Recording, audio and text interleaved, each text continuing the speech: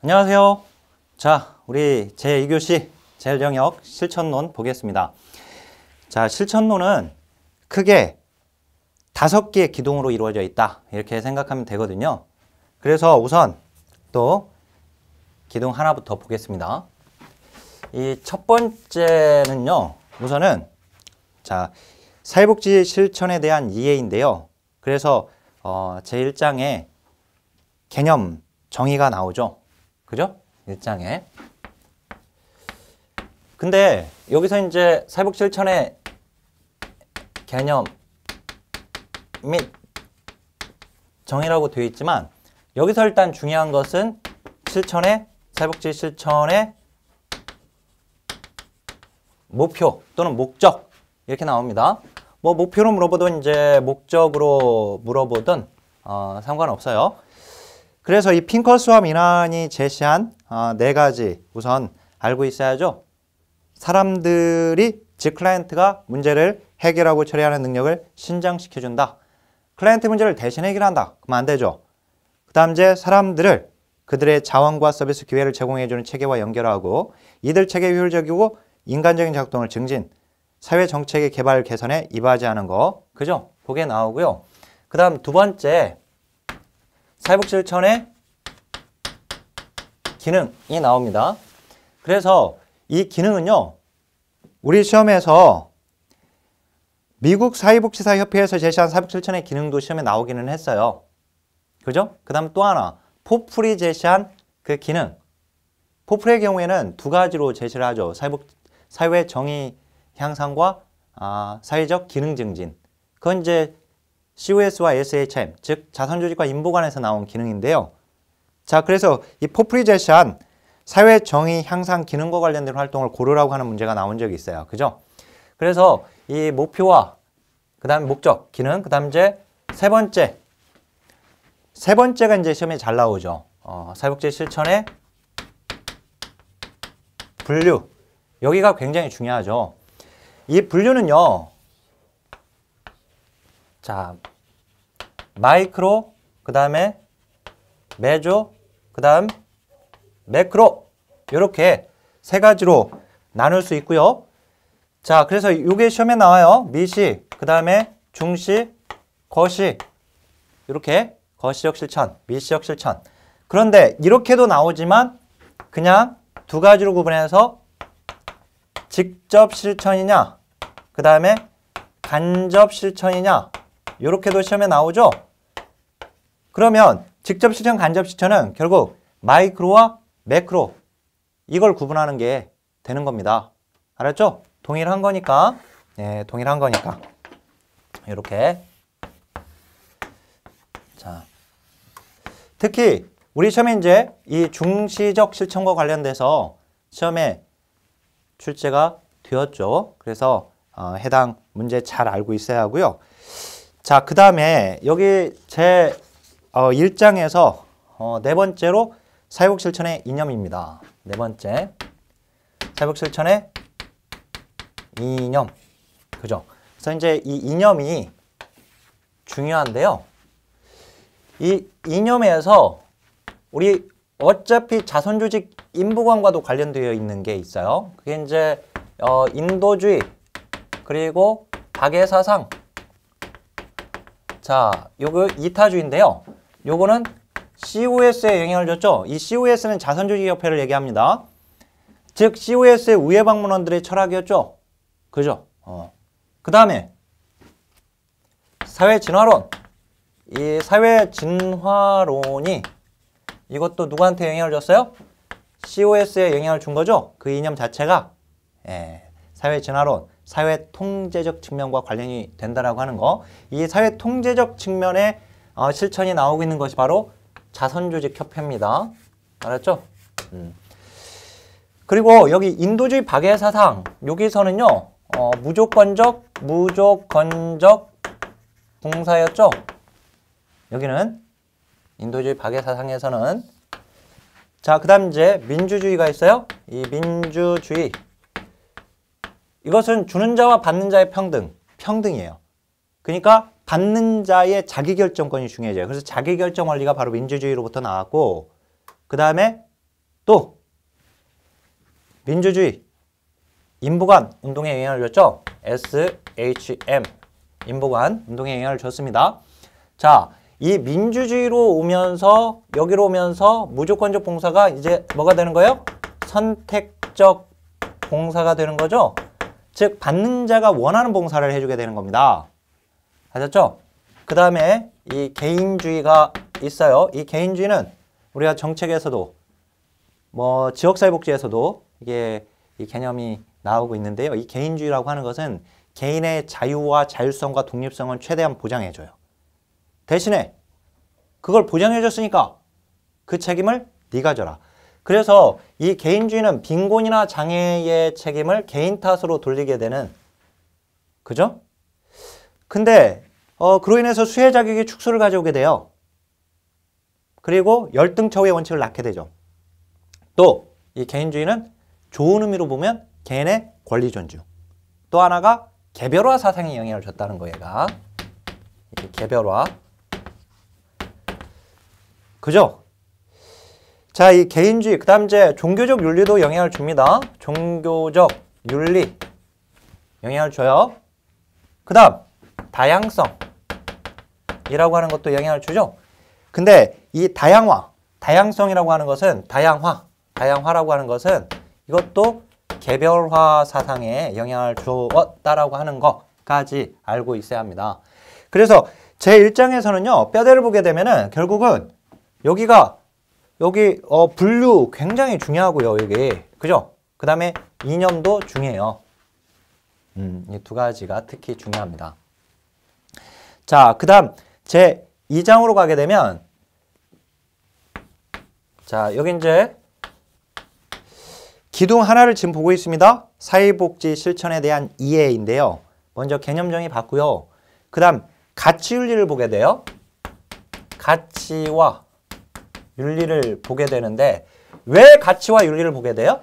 왜 그러냐면 가치 기반의 지식 기반의 기술, 기법. 아셨죠? value, knowledge, skill, technique. 자, 근데 실천이라고 하는 것은 결국은 이 지식과 기술을 가지고 활동을 하는 겁니다. 근데 이게 지금 뭘 기반으로 하고 있어요? 가치를 기반으로 하고 있어요. 그래서 사회복 실천의 3대 요소 하면 가치와 지식과 기술이거든요. 그리고 가치로부터 뭐가 튕겨져 나왔어요? 윤리가 나온 거예요. 가치로부터. 따라서 윤리는 가치를 기반으로 해서 나온 겁니다. 윤리는 가치 기반이다. 여기. 그래서 이제 가치와 윤리가 두 번째 나오게 됩니다. 자, 여기서 사회복 실천의 가치는요, 프리들랜드가 제시한, 제가 이거 존책, 푸자기로 써놓는다. 이렇게 외우라고도 했는데요. 그 다음에 레비가 제시한 수사 결과, 레비가 레즈비언인 것이 밝혀졌다. 이렇게 외우라고 했죠. 그래서 수사결, 수단, 사람, 결과, 우선가치. 자, 그러면서 이 가치와 윤리를 먼저 비교할 수 있어야 합니다. 얘와 얘를 구분해야 돼요. 가치와 윤리를. 가치는 믿음, 신념과 같은 것이고 윤리는 행동에 대한 원칙이죠. 그죠? 도덕적 지침. 옳고 그름에 대한 판단이죠. 자, 그 다음에 이제 여기서 이제 윤리가 나오니까 이 윤리로부터 이제 우리 사육사의 윤리 강령, 전문직으로서의 이 윤리 강령이 나오게 되는데요. 이 윤리 강령의 특성이나 기능 잘 알고 있어야 하고, 특히 이제 우리나라의 윤리 강령, 요거죠. 우리나라 윤리 강령은 2001년, 자, 2001년 중에요. 2001년에 얘가 3차 개정되었는데 그 개정된 걸 가지고 지금도 사용하고 있습니다. 가장 최근에 개정된 연도가 시험에 나왔어요. 우리 시험에서. 논점이 중요한 거예요. 논점. 어디가 나왔는지. 아셨죠? 자, 근데 이 윤리강령은요. 자, 전문과, 그 다음에 윤리기준 6장과, 그리고 46개 조항으로 이루어져 있습니다. 그래서 이거는 어떻게 공부하라고 그랬죠? 요거는요, 눈으로 익히는 수밖에 없어요. 전문에 포함되어 있지 않은 내용을 고르시죠. 자, 그 다음에 율기준 6장. 율기준 6장에 어떻게 구성되어 있죠? 6장이니까 6개일 거 아니에요. 그죠? 6개. 먼저 사회복지 사건이니까 사회복사의 기본적 윤리기준. 그죠? 기본적 윤리기준. 그 다음에 우리는 누구하고, 자, 누가 중요해요? 클라이언트와의 윤리적 딜레마가 있겠고요. 그 다음 동료, 일하는 동료와 그 다음에 동료. 그 다음 우리는 사회에 대한 책임이 있어요. 그래서 사회에 대한 윤리기준이 있고 우리가 일하는 기관과 윤리적 딜레마에 빠질 수 있어요. 또. 그죠? 마지막으로 사회복지윤리위원회. 그러니까 윤리기준 6장에는 자원봉사자에 대한 윤리기준, 후원자에 대한 윤리기준, 국가에 대한 윤리기준이 있습니까? 없습니까? 없단 말이에요. 그죠? 그 다음에 이게 46개 조항인데 우리 시험에서 어떻게 나와요? 세 가지 유형으로 나와요. 세 가지 유형. 첫 번째는 다음 중 옳지 않은 걸 고르시오 해서 46개 조항 중에 5개를 집어넣고 하나를 틀리게끔 내가지고 옳지 않은 걸 고르라고 하거나 그렇지 않으면 46개 조항 중에 하나를 끄집어내서 조문을 박스에다 집어넣고 이거 윤리기준 6장 중에 어디에 속하는지 물어보거나 마지막 하나 다음 중 클라이언트에 대한 윤리기준이 아닌 것은 해놓고 그 윤리기준, 클라이언트 윤리기준 4개에다가 나머지 하나를 다른 데 거를 가져다 집어넣어서 고르는 문제가 나옵니다. 자, 그래서 윤리강령 문제는요. 눈으로 익혀야 돼요. 시험에 나왔던 이것도 조문이니까 한마디로. 그 다음에 나오는 게 윤리적 갈등 상황. 그래서 사회복지사가 실천 현장에서 겪을 수 있는 윤리적 딜레마 상황이 나오는데요. 가치상충, 의무상충, 클라이언트 체계의 다중성, 결과의 모호성, 그리고 힘의 불균형성. 이것뿐만 아니라 이제 고지딘동의, 온정주의, 그 다음에 제한된 자원의 공정한 분배. 자, 그 다음에 이중관계. 이런 것들은 다 시험에 나왔었죠. 참고로 예를 들어서 이제 이 이중관계라고 하는 것은 좋은 게 아니죠. 자, 사회복지사와 클라이언트의 관계는 둘 간의 관계는 전문적 관계입니다. 그죠? 이걸 원조관계라고도 합니다.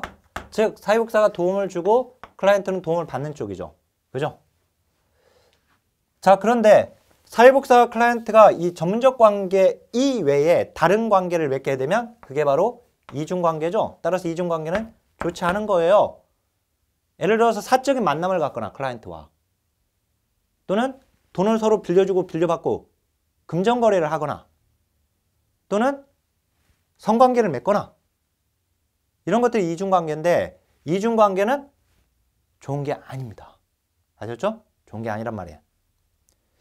자, 그것뿐만 아니라 전문적 동료 관계 이런 윤리적 쟁점들이 있어요. 그게 제가 우리 1급 합격생 핵심 요약 노트 그 다음에 통합 이론서는 좀 더 정리를 해놨죠. 우리 실천론 책들을 종합 분석해가지고 근데 거기서 이제 하나씩 문제가 나오고 있다라고 하는 거예요. 예. 자, 그 다음에 윤리강령이 나오고 나서요. 윤리강령 다음에 우리가 알아야 할 것이 윤리원칙이죠. 윤리원칙. 윤리원칙은 로엔버그와 돌고프가 제시한 것. 7가지 원칙 반드시 순서 알아야 돼. 순서. 그리고 이제 중요한 거 거기 제7원칙이 뭐예요? 진실성과 정보 개방의 원칙이죠. 근데 걔를 성실의 원칙이라고도 합니다. 알았죠? 성실의 원칙이라고도 한다라고 하는 거. 그것도 좀 기억하고 계시고요. 자, 그 순서 어떻게 외워요? 7가지? 로엔버그와 돌고프가 제시한 거. 로엔버그와 돌고프는 먼저 윤리 규칙 심사를 먼저 해라. 즉 윤리강령을 먼저 적용해라. 근데 윤리강령에서 적용할 수가 없어요. 우리도 이제 46개 조항밖에 없잖아요. 이게 모든 상황들을 다 규정하고 있지는 못하잖아요. 그러면 윤리강령을 적용할 수 없을 때 윤리 원칙을 이제 적용하는 겁니다. 그래서 윤리규칙심사 다음에 윤리원칙심사. 로헨버그와 돌고프가 이렇게 제시를 한 거예요. 근데 이제 이 윤리원칙, 7가지 원칙이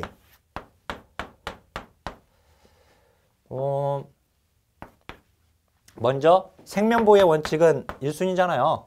그죠? 우리는 평등과 자유 중에 평등이 우선이고 그 다음에 자유입니다. 자율성. 그 다음에 최소한의 삶의 질을 보장하죠. 그 다음 마지막에 사진도 찍어줘요. 요즘 영정사진이나 이런 것들. 그죠? 최소 침해, 삶의 질, 그리고 사생활, 진실성. 이렇게 해서 7가지 원칙 순서 알고 있어야 합니다. 자, 이렇게 하면 이제 2장까지 끝나요. 그 다음에 3장에서 사회복지 실천의 역사적 발달 과정이 나옵니다. 역사가 나오죠? 드디어. 자, 실천의 역사가 나와요. 이 역사에서는 당연히 COS와 SHM 요 2가지가 중요하죠. 우리가 이제 정책론의 역사를 보게 되면은요, 정책의 역사에 보면은 빈민법 이전 단계, 그 다음 이제 빈민법 단계로 오게 되고요. 그 다음에 빈민법 단계 다음에 사회, 자, 민간활동 시기가 와요. 민간활동 단계. 그 다음 요거 다음에 사회보험 시대가 오고요. 사회보험 단계. 그 다음에 복지국가 단계가 옵니다. 이 복지국가 단계도 이제 4가지로 나눠서 황리기, 복지국가 위기기, 복지국가 황금기, 2번째가 그 다음에 복지국가 위기기, 재편기 이렇게 4단계로 나누는데요.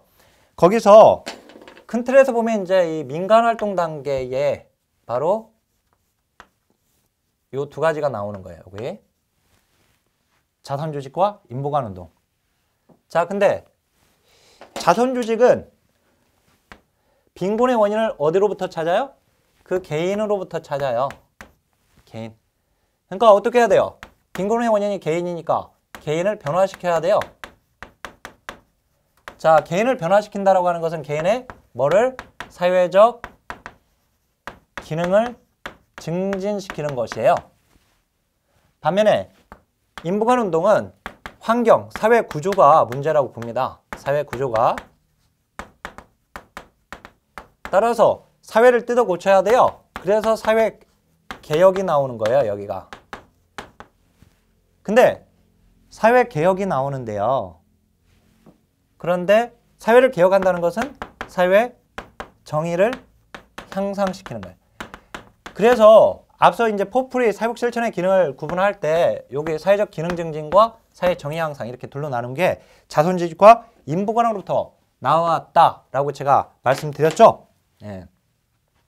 자, 이 COS는 런던시에서 당시 640여 개의 자선단체가 난립했거든요.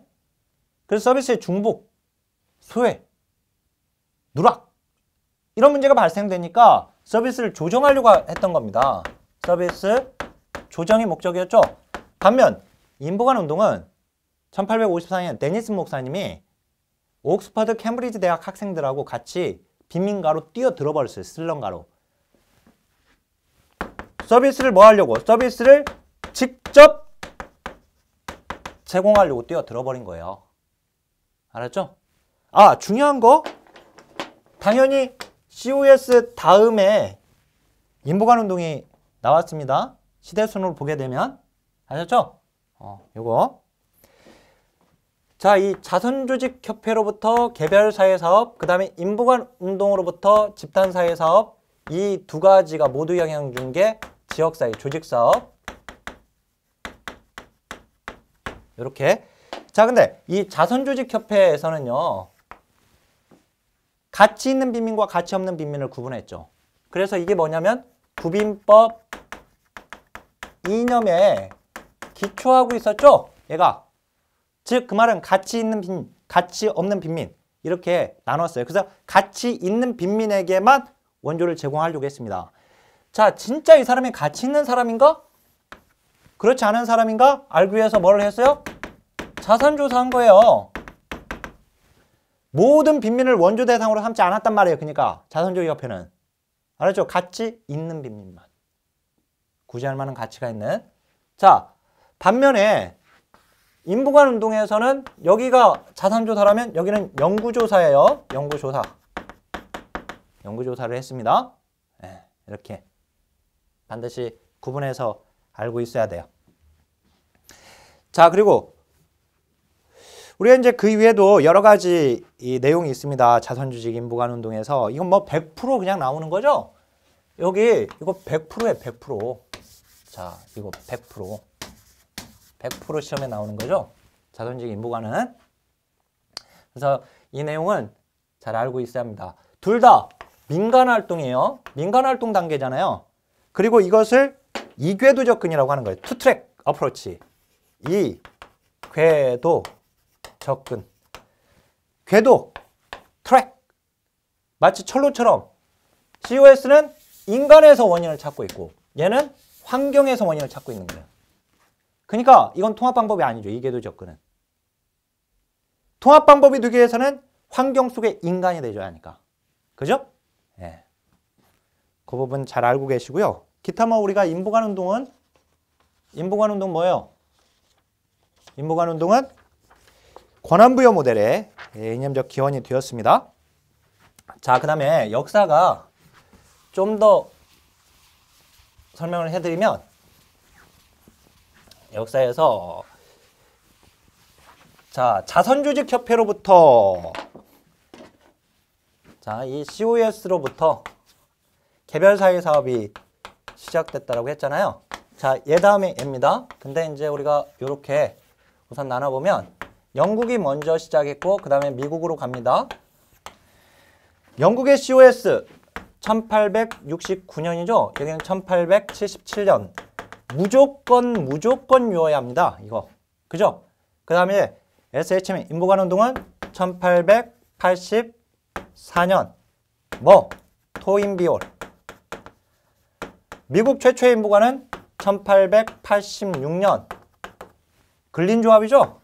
근린조합. 그 다음에 여기서 미국 거 또 하나 알아야 할 게 1889년에 헐하우스. 아담 스미스와 엘렌 스타가 제인 아담스와 알았죠? 제인 아담스와 엘렌 스타가 이것을 건립을 했죠. 제인 아담스가 이제 1931년에 노벨 평화상을 받으면서 이 인부관이 유명해졌습니다. 근데 이걸 최초라고 하면 안 돼요. 89. 헌책을 판다고 팔고 나서 잘못 팔아서 팔구 이렇게 외우시면 됩니다. 자, 그러니까 COS 다음에 인부관 SHM, 그 다음 이제 영국 다음에 미국으로 간 거예요. 예, 이건 뭐 기본이고요. 연도 알아야 하고. 그 다음에 이제 여기서 우리 실천의 역사가 시험에 나오는데요. 서구 먼저. 그러니까 여기서 지금 개별사회 사업이 먼저 시작되고 있어요.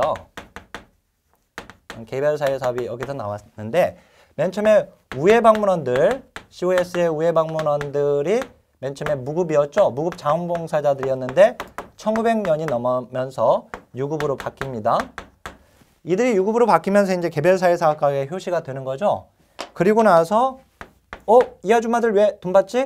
1915년에 우회 방문원은 중류층과 상류층의 부인들이었거든요. 이 플렉스너라고 하는 의과대학 교수가 사회사업 전문직이 아니라고 하죠.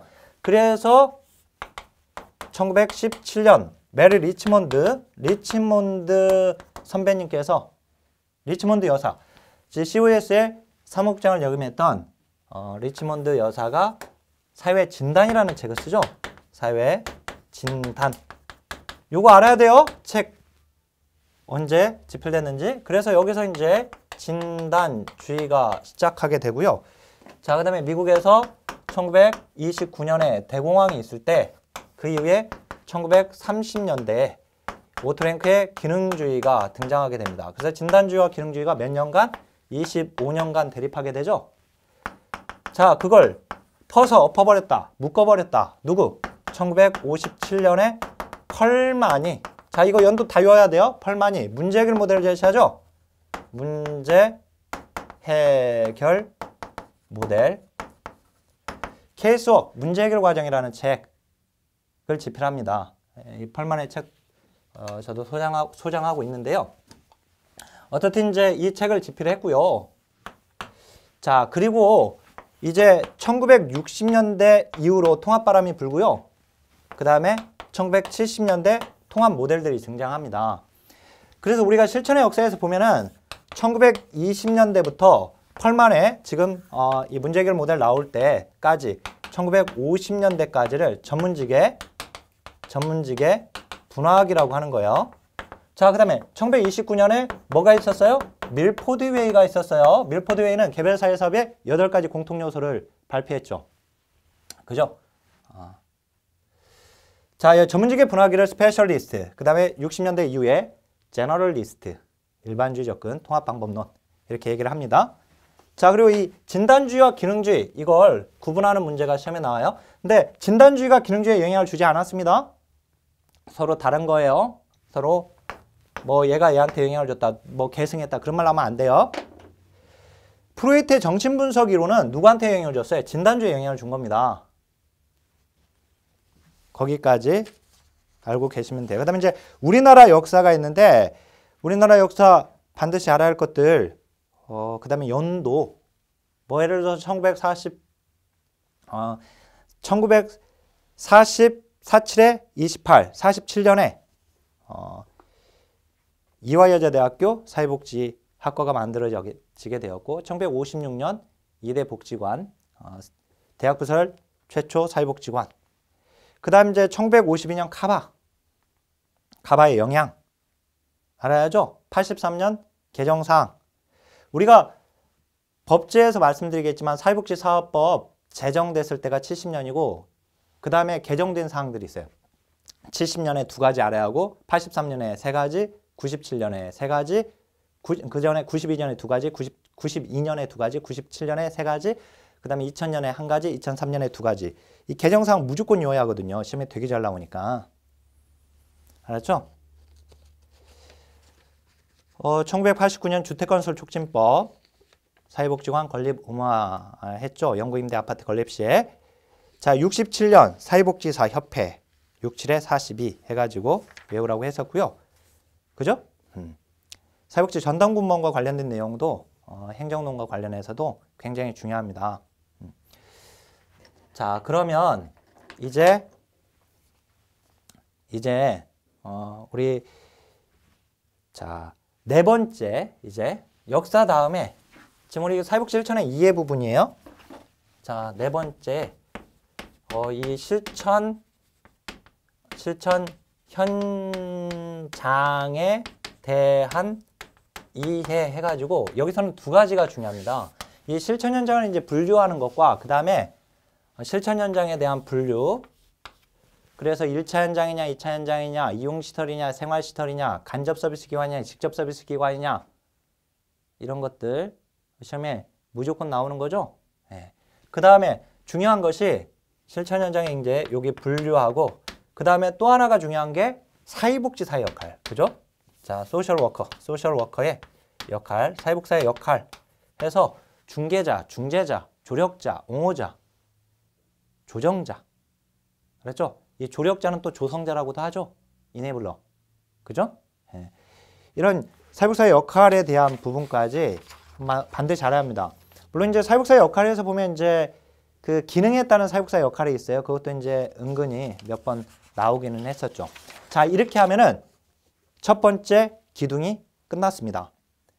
그 다음에 두 번째 기둥으로 가져야 하는데요. 이제 두 번째 기둥. 자, 이 두 번째 기둥인데, 이 두 번째 기둥은 아까 우리가 봤던 여기 통합방법론이 대두됐다라고 하는 거. 이 부분입니다, 이제. 자. 여긴데요. 통합방법론. 이제 1960년대 이후에 당시 이제 시대적 배경도 있었고, 이게 펄만도 지금 이제 여기 문제 해결 과정이라고 하는 공통 요소를 끄집어내서 진단주의와 기능주의를 퍼서 엎어버려서 혼합시켜서 통합시켰거든요. 근데 60년대 이후가 여기를 이제 제너럴리스트, 즉 이걸 이제 일반주의라고 합니다.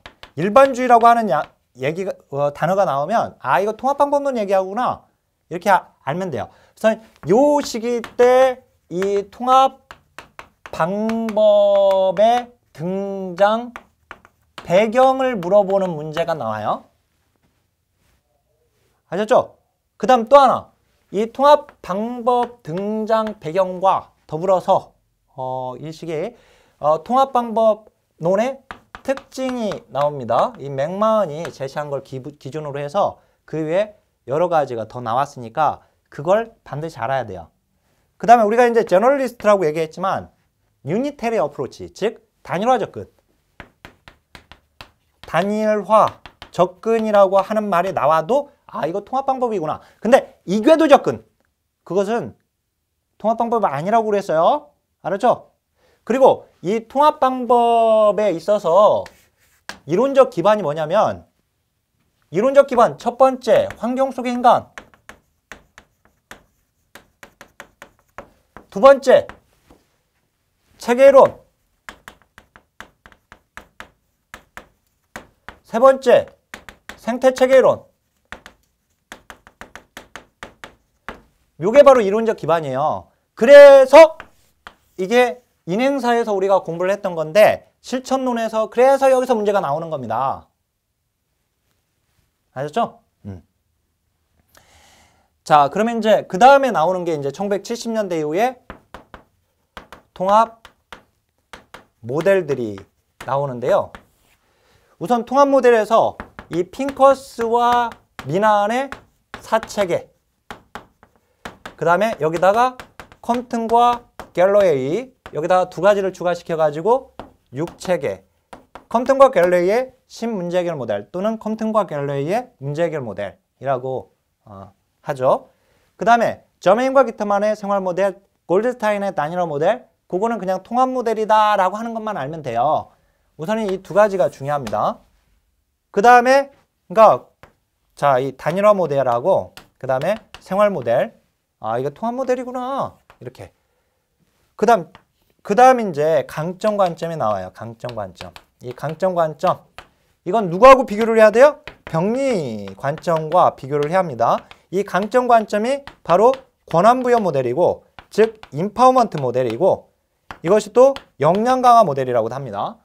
그래서 사실은 조금은 다르지만, 그러니까 이게 폭의 차이인데, 강점 관점이 이제 가장 넓게, 그 다음에 조금 좁은 게 권한부여, 그 다음에 완전히 이제 좁게 된 것이 이제 역량 강화 모델로 이렇게 생각하면 되지만, 얘들은 모두 다 똑같게 그냥 문제를 풀면 됩니다. 우리 시험에서는.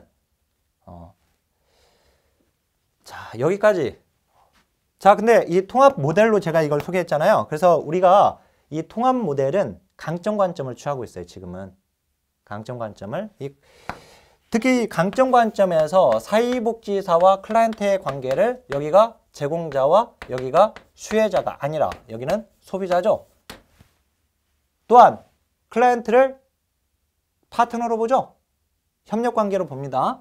그래서 여기서 소비자로 본다라고 하는 것은 클라이언트의 자기결정권을 극대화한다라는 의미를 지니고 있죠. 네, 거기까지. 자, 참고로 그리고 이 컴튼과 갤러웨이에서 핑커스 미난의 사체계에다가 두 가지를 뭘 추가시켰어요? 전문체계하고 전문 또는 전문가 체계. 그 다음에 문제인식 체계를 추가시켰죠? 문제인식 체계. 자, 이 문제인식 체계는 의뢰, 응답 체계로 나뉩니다. 근데 여기가 의뢰 체계와 응답 체계로 또 구분할 수가 있어요. 그렇다고 이걸 7체계라고 하지는 않아요. 근데 의뢰 응답 체계는 의뢰 체계, 응답 체계로 구분할 수 있는데 이 의뢰 체계, 응답 체계 구분해서 알고 있어야 돼 또. 알았죠? 법원이나 경찰이나 또는 보호관찰소나 이렇게 강제로 보낼 수 있는 곳 의뢰 체계이고, 그리고 그로 인해서 보내어진 사람이 응답 체계입니다. 네. 자, 여기까지. 그 다음에 자, 핑커스와 미나는 클라이언트 체계, 그 다음에 클라이언트 체계가 변화매개 체계에게 도움을 요청하죠. 그러면 변화매개 체계는 변화시킬 표적이 발생되고, 변화매개 체계가 함께 표적 체계를 변화시키는데 함께 행동하는 사람이 있죠. 자, 이렇게 외울 때 이렇게 외우면 좋아요. 이게 뭐 순서가 있는 건 아니지만 제가 왜 이렇게 순서를 딱 이렇게 정해놨냐면 이렇게 해놓은 다음에 얘와 얘, 얘와 얘. 자, 얘와 얘, 얘와 얘는 중복될 수. 자, 변함의 개체계와 표적 체계. 여기 클라이언트 체계와 표적 체계, 변함의 개체와 표적 체계, 클라이언트 체계와 행동 체계, 표적 체계와 행동 체계 중첩될 수 있다라고 하는 것까지 외워놓으면 됩니다. 아직 중첩 여부는 아직 안 나왔는데요. 그죠? 자, 그 다음에 이제 두 번째. 자, 기둥 우리가 봤잖아요. 여기까지 지금 두 번째 기둥이고, 세 번째 기둥이 바로 관계론과 면접론이에요. 관계론, 면접론. 세 번째가. 자, 그러니까 실천론은 점수가 잘 나오는 부분이죠. 제 2교시 제 1영역으로서 그나마 실천론은 점수가 잘 나와요. 이게 이론적인 부분이 그렇게 많지 않다 보니까 그렇습니다. 이제 적용하는 부분들이 문제가 나오고, 그리고 문제가 어렵지 않아요. 자, 이 관계론과 면접론 세 번째입니다, 이제. 자, 이 관계론. 첫 번째, 이 관계론인데요. 관계론은 크게 세 군데로 이루어져 있어요, 얘는. 세 가지로 틀을 잡아보면. 첫 번째는, 자, 사회복지사와 클라이언트 관계는 무슨 관계라고요? 전문적 관계라고요. 전문적 관계. 예. 자, 우리가 사회복지사는 전문가로서의 권위가 있죠. 자, 1957년에 그린우드가 전문직의 속성 5가지 제시하면서 거기에 전문가로서의 권위도 들어가 있죠. 전문직의 속성 중에. 근데 어쨌든 이 전문가로서의 권위가 있습니다. 그렇지만 이제 클라이언트를 볼 때 우리가 파트너로 보죠. 자, 근데요. 이 관계, 전문적 관계의 특징, 그 다음에 결국 관계 형성의 기본 요소들이 쭉 나오는데 거기서 문제가 나오고, 그 다음 이제 관계 원칙, 7대 원칙이 나오죠? 7대 원칙. 예. 그 다음, 이거 뭐 그 단순히 7개 외우는 게 중요한 게 아닙니다. 적용이 중요한, 그 내용 하나하나가 중요한 거예요.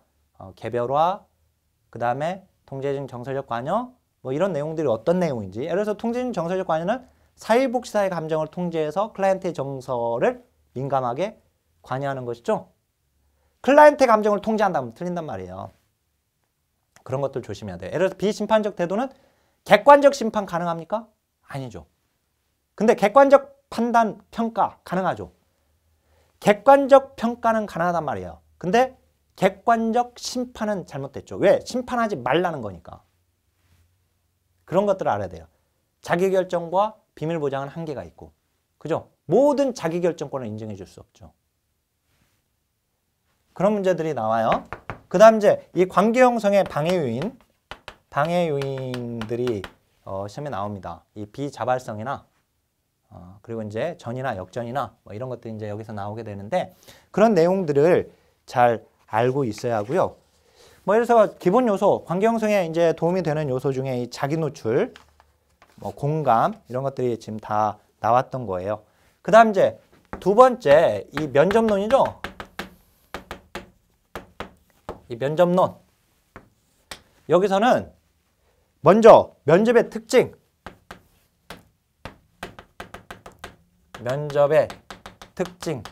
그 다음에 면접의 종류. 이 면접의 종류에서 정보 수집 면접, 그 다음에 사정 면접, 그 다음에 치료적 면접. 이 사정 면접은 접수 단계에서 하는 거죠. 서비스의 적격성 유무를 평가하기 위한 면접이니까. 치료적 면접은 개입 단계에서 하는 거죠. 얘는 전과정에서 하는 것이고요. 실천의 모든 전과정에서. 그 다음 이제 면접의 기술이 나와요. 기술. 면접의 기술이 나오는데 이 면접의 기술이 세 가지로 나옵니다. 하나는 관찰, 그 다음에 또 하나는 경청, 그 다음에 또 하나가 질문. 이렇게 나오거든요. 뼈대를 그려보면 이렇게 나와요.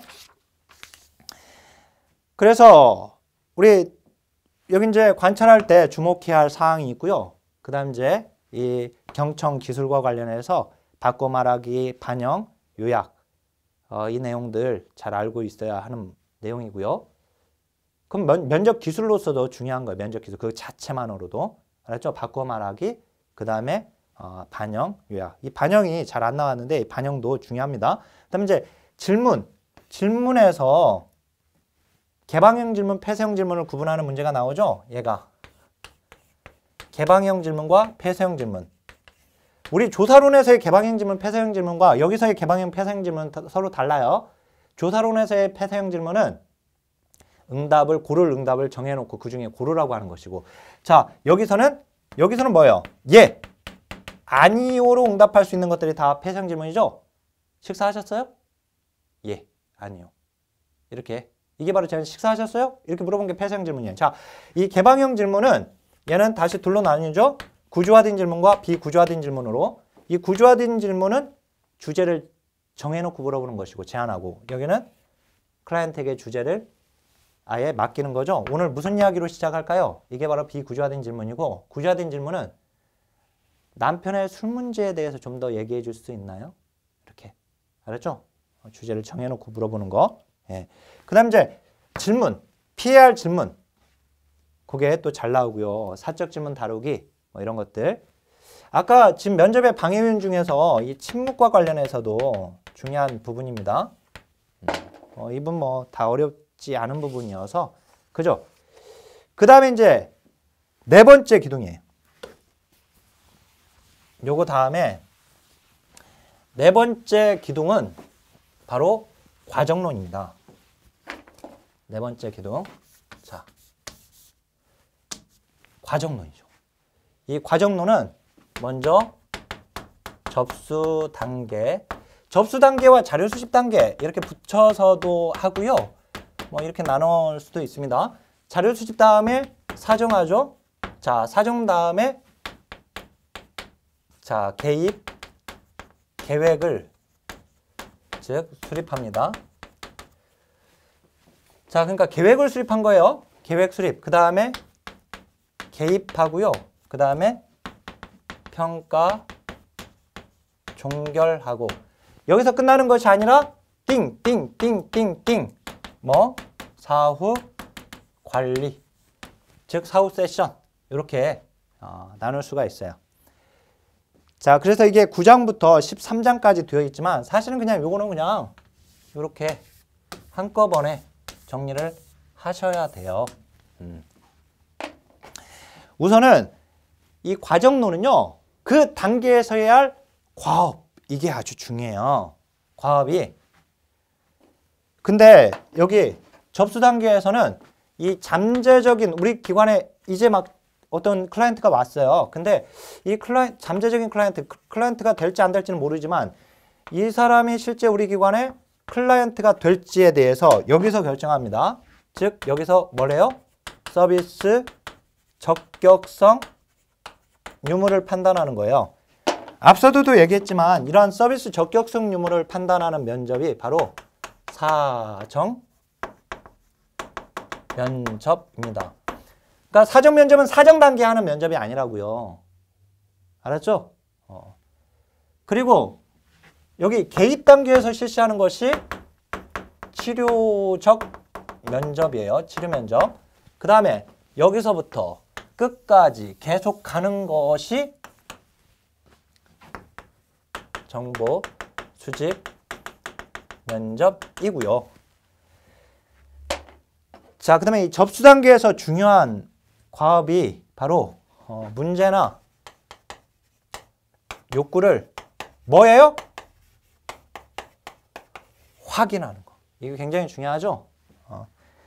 반면에 이제 이거하고 구분해야 할 것이 이 사정 단계에서는 문제나 욕구를 어떻게 해요? 문제를 발견합니다.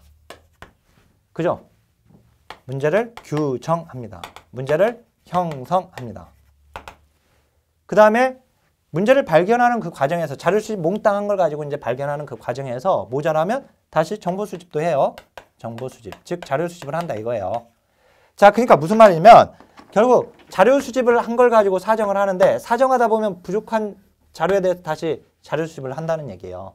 그리고 얘도 끝까지 가는 거예요. 끝까지. 전 과정에서 지속되는 둘 다. 알았죠?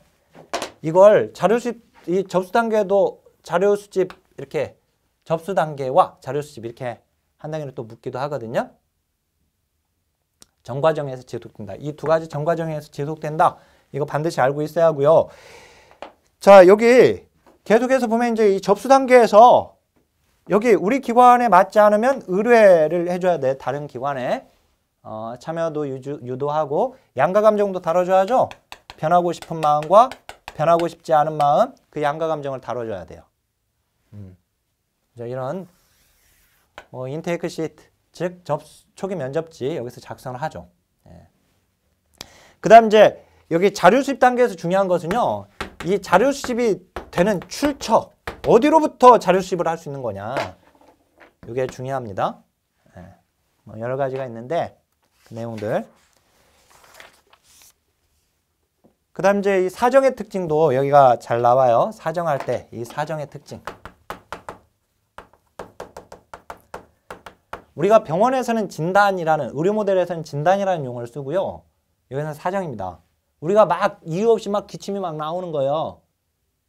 그러면 병원에 가면 이게 왜, 그 원인이 무엇인지 해서 문제를 발견해 주죠. 그죠? 어떤 병인지. 진단이 바로 그런 거잖아요. 사정이 바로 그거예요. 사정. 문제를 발견해 주는 거. 알았죠? 자, 그래서 사정을 한 다음에 계획을 수립하는 겁니다. 근데 이 계획 수립 단계에서 대표적인 역할, 첫 번째, 표정 문제를 선정한다. 이걸 좀 더 세분화시키면 표정 문제를 클라이언트와 함께 찾기. 그죠? 그 다음에 표정 문제의 우선순위 정하기예요. 두 번째. 표정 문제의 우선순위를 정한 것이 바로 표정 문제 선정이에요. 왜? 우선순위를 정해서 두세 가지를 표정 문제로 정하거든요. 우선순위를 정해야죠. 그러면 표정 문제가 선정되는 거예요. 그 다음에 문제가 선정되면 문제를 욕구로 전환시켜요. 알았죠? 문제를 욕구로 전환시켜요. 그 다음에 두 번째, 목표를, 목적을 설정합니다. 그리고 목적을 달성할 수 있는 과업을 구체화시켜요. 알았죠? 그 다음에 계약을 해요. 계약의 공식화.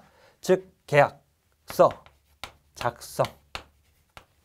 참고로 여기에서 지금 언급되는 것들은 모두 다 실천 기술론에서의 이 과제 중심 모델에서 나오는 내용들입니다. 자, 그 다음에 개입 단계로 가게 되면 개입 단계에서 중요한 것은 개입이 둘로 나뉘거든요. 여기가. 직접적 개입과 간접적 개입으로 나뉘어요. 그래서 얘들을 비교하는 문제가 나와요. 또. 알았죠? 직접적 개입과 간접. 근데 이러한 직접적 개입과 간접적 개입을 구분한 게 실천 기술론에서 보게 되면 어떤 모델에서 나오냐면 심리, 사회, 모델에서 우리 선배님들이 최초로 이렇게 두 가지로 구분을 했어요. 그래서 이제 이 두 가지를 기본 구분하는 거. 그 다음 참고로 이 개입 단계에서 하는 평가를 우리가 형성평가라고 하는 겁니다. 그 다음 끝나고 나서 하는 것을 총괄평가라고 하는 것이고요. 자, 그리고 단일사례 연구에서 우리가 공부할 때요. 개입을 기준으로 해서 개입 전에 측정하는 것을 뭐라고 그랬죠? 그것을 A, 기초선 단계라고 했죠? 그 다음에 개입 중에 측정하는 것을 뭐라고 그랬죠? 개입 국면이라고 했죠? B. 그죠? 요거 잘 구분해서 알고 있어야 돼요. 자, 그 다음에 이제 종결 단계에서는 특히 조심해야 할 것이 뭐냐면은 이 종결 단계에서 종결 시기를 정한다라고 하는 거. 여기서 종결 시기를 종결 단계에서 정합니다. 계획 수립 단계에서 정하는 것이 아니라, 알았죠? 그 다음 여기서도 의뢰를 합니다. 그 다음에 세 번째, 여기서 사후관리 계획을 수립해요. 여기서 종결 단계에서 사후관리 계획을 여기서 수립합니다. 계획 수립 들어갔으니까 이거 계획 수립 단계 아닌가? 그러면 안 된단 말이에요. 종결 단계. 알았죠? 여기까지. 그러면 이제 여기서도 양가 감정 다루죠. 즉 정서적 반응 다루기라고 합니다. 여기서는 성공에 대한 기쁨, 이별에 대한 슬픔. 내 문제가 해결되었구나 라고 하는 기쁨. 근데 헤어져야 하는구나. 이 두 가지 감정이 공존하고 있어요. 여기도. 정서적 반응 다루기. 자, 그러면 이제 마지막. 근데 지금 우리 1급 합격생 핵심 요약 노트나 통합 이론서에 보면 다 기출 필기가 되어 있어요. 그죠? 예. 그래서 다른 책으로 공부하시다가 제 책을 보신 선생님들은 문자를 많이 줍니다. 교수님 책이 너무 좋아요. 그냥 집중해서 공부만 하면 되겠네요. 이렇게. 기출 필기가 안 돼 있는 책으로 공부하게 되면 뭐가 중요한지를 알아야죠. 기출문제가 나온 게 중요한 건데 기출문제가 나온 게 표기가 안 돼 있으면 그래서 자 기출문제 표기가 되어 있는 책이 아니면 버리세요. 그냥 기출 표기가 되어 있어야 합니다. 자, 그 다음에 마지막으로 5번째 단계입니다. 네, 마지막 5번째 단계 바로 사례관리죠. 사례관리 굉장히 중요합니다. 보통 2-3문제 나오고 있는데요. 사례관리. 자, 이것도 통합 방법입니다. 일반주의 실천이에요, 이거. 네. 자, 근데 사례관리는 자, 이 갑이라고 하는 이 클라이언트가 있어요. 근데 이 클라이언트가 너무나도 많은 문제를 가지고 있어요. 복합적으로. 그러면 클라이언트가 CM, 케이스 매니저, 즉 사례 관리자한테 오면 사례 관리자가 이 세 가지는 클라이언트의 욕구, 이게 클라이언트의 욕구입니다. 이게 욕구 또는 클라이언트의 문제예요. 이게 복합적인 욕구나 문제를 가지고 있을 때 클라이언트의 욕구, 요 세 가지 욕구는 A 기관에, 자 요거는 B 기관에, 그리고 요거는 C 기관에 연결해 주는 거예요. 누가? 사례 관리자가. 그러니까 클라이언트의 욕구에 맞는 서비스의 옷을 입혀주는 거예요. 한 기관의 하나의 기관의 서비스에 한정해서 제공하는 게 아니라 클라이언트의 욕구에 맞는 서비스의 옷을 입혀주는 거. 그래서 사례 관리를 클라이언트의 개별화시킨 욕구에 맞는 맞춤형 서비스. 개별화된 맞춤형 서비스. 이게 바로 사례관리예요. 아셨죠? 사례관리. 사례관리가 등장한 배경은 탈시설화의 영향이죠. 탈시설화. 그래서 이제 미국에서 또는 영국, 우리 지역사회복지 역사 보면은요, 1950년대, 60년대 미국 역사, 영국 역사를 보게 되면 시설에 대한 부정적인 평가를 내립니다. 그러면서 미국 같은 경우 1960년대에 주립정신병원을 폐쇄해요. 물론 이제 당시 정신질환자 약이 개발되었고요. 그래서 치료약도 어느 정도 발전이 되었고, 그 다음에 또 하나는 정신질환자들은 완치가 불가능하고 그냥 시설에서 계속 보호하고 있어야 하잖아요. 그러니까 그게 대인 서비스 효과 측면에서 비용이 효과적이지 못하다고 판단을 내린 거예요. 그래서 비용을 억제시키기 위한, 비용을 삭감하기 위한, 그래서 주립정신병원을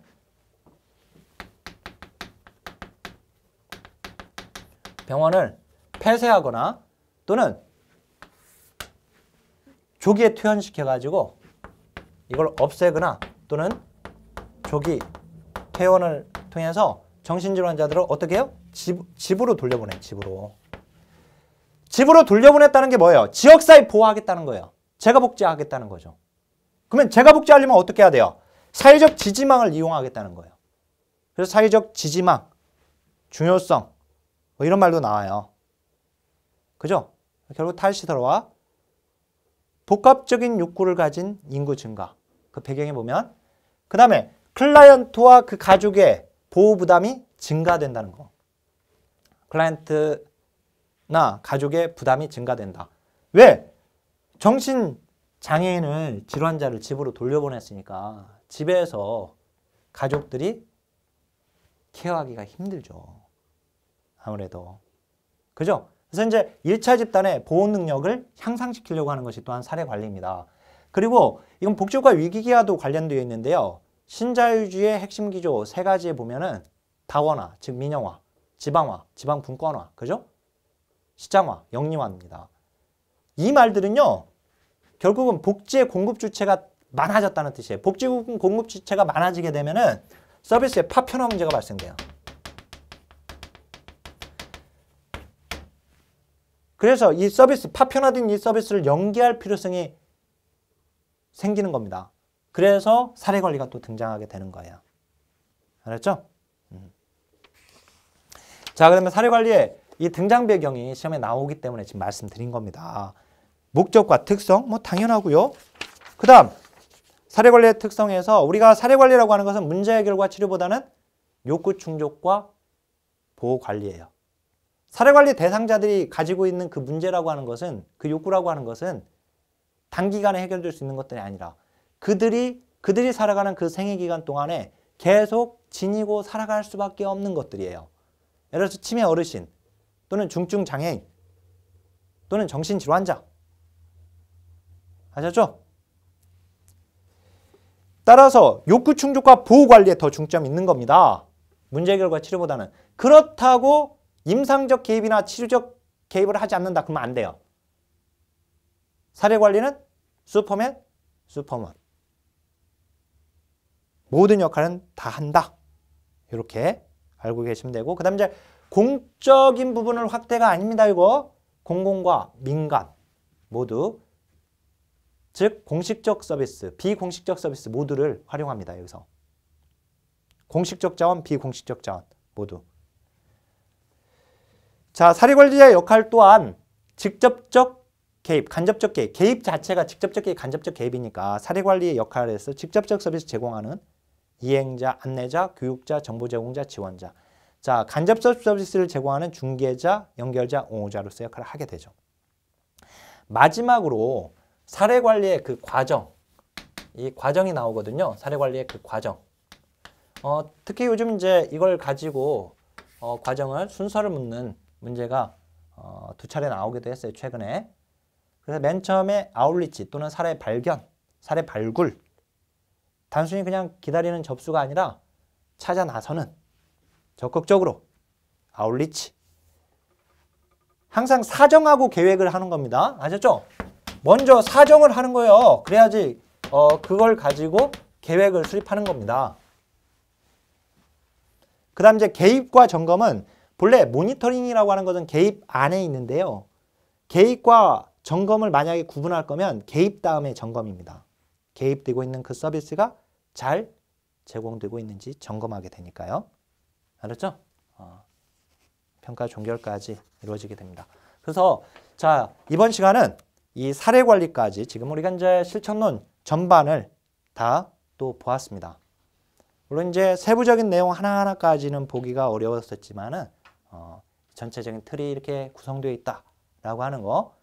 그리고 시험에서는 각 챕터별로 우리 통합이론서나 1급 학식생 핵심 요약 노트에 보면은 기출 표기가 명확하게 되어 있죠. 그래서 그걸 보면 아, 이게 그렇게 잘 나오는 거구나. 이게 잘 나오는 부분이구나. 이걸 알 수가 있어요. 그래서 선택과 집중이 가능합니다. 그래서 기본서, 그러니까 이론서로는 통합이론서와 1급 학식생 핵심 요약 노트를 꼭 활용하면서 공부를 하시길 권해드리고요. 거기서 나온 이제 기출문제, 진도별로 쭉 나와 있는 역대 기출문제를 같이 병행하면서 보시면 그게 가장 정확한 공부 방법이라는 거 다시 한번 말씀드립니다. 자, 그러면 실천론 강의 마치면서 파이팅하고 마치겠습니다.